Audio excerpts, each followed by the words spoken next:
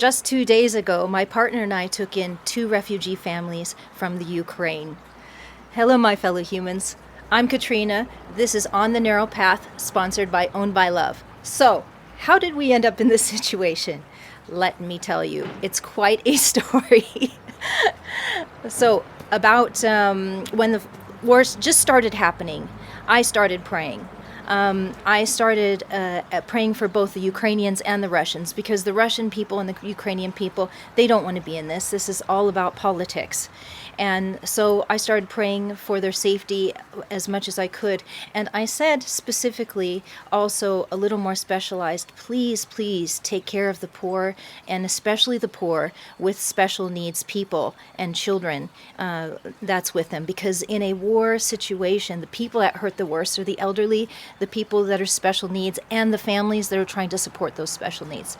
I know because I have a special needs son who has autism and a seizure disorder, and I raised him mostly in Costa Rica, and it was a very difficult experience. So I really have a heart for these things. I prayed for this, and then I said, and God, if there's any more to do, because I know prayers are powerful and they work, but if there's any more that we can do, that you would call us to do, let me know. Well, 2 days ago, 2 days ago, this is the third day, we got a WhatsApp message from my partner's club, and there's a man who has a bus company. He had gone down to the Romanian-Ukrainian border, picked up 50 Ukrainian refugees, and started bringing them here, which is about a day's drive away with all these people. And while he was driving, he dropped off 25 of them to go to bigger cities, and 25 of them ended up here in the small town that I live in called Wunsiedel, here in Germany, and he asked for people to have places to stay. There were no setups. There wasn't anything set up to be able to handle them. It was just compassion that moved this man, and he was asking for compassion for the people that live in this area. Just a couple weeks before that, my partner and I had been saying, if it came to it, should we take refugees if we can? And we agreed that it was the right thing to do. I had rented an apartment just in case, because my former husband was very sick, and I thought I might have to take my special needs adult son, and I wasn't sure if he was going to make it or not. So just in case, I rented an extra apartment. For now, I don't need it.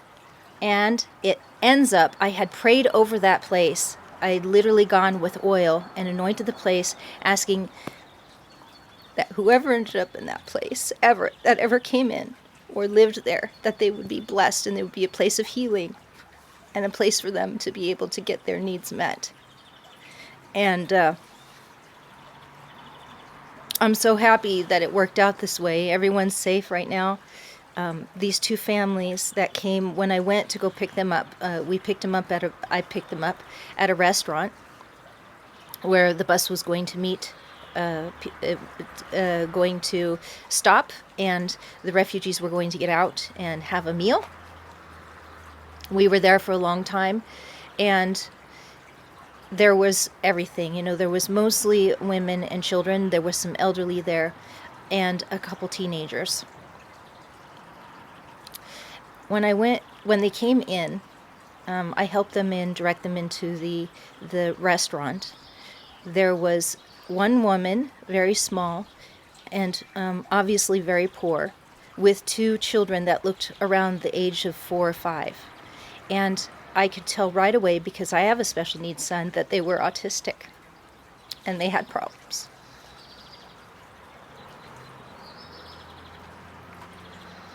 So I helped them and the rest of the people in, and I thought, I have to take them. I will be one of the only people that understands how difficult it is, having to deal with diapers, having to deal with all the things that come to taking care of special needs children. I have to take them. So I told the bus driver, the bus owner, that I'm taking this family, and I knew they would be hard. They come from a poor place. Their teeth were rotted out, so they had already had it hard on top of hard. And then I also picked a young girl who was a teenager who could speak English.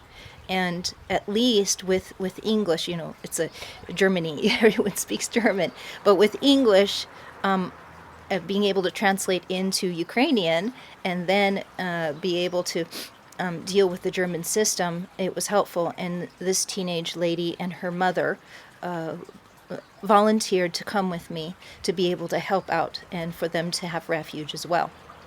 So we've been all together and setting up. There's plenty of stories for me to share as we go along, but I want to just share that, you know, your prayers can be answered for people, and their prayers can be answered in a time of real need. And this is when we can build strength in character, doing the hard things, because we don't have all the answers. We're just deciding to do the kind thing for the moment.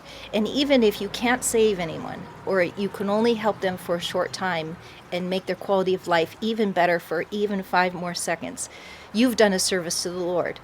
So I just want to encourage you on in your own lives, in whatever comes your way on your narrow path. Just look around and see what's possible, and know that your prayers, if you do nothing else but pray, are very helpful. And if you do just a kind service of giving a smile and a hug to those that are in need, that's enough. Thank you for watching, and I look forward to sharing more updates about the Ukrainian family and all families and all that's going involved each day. And I wish you a very good day.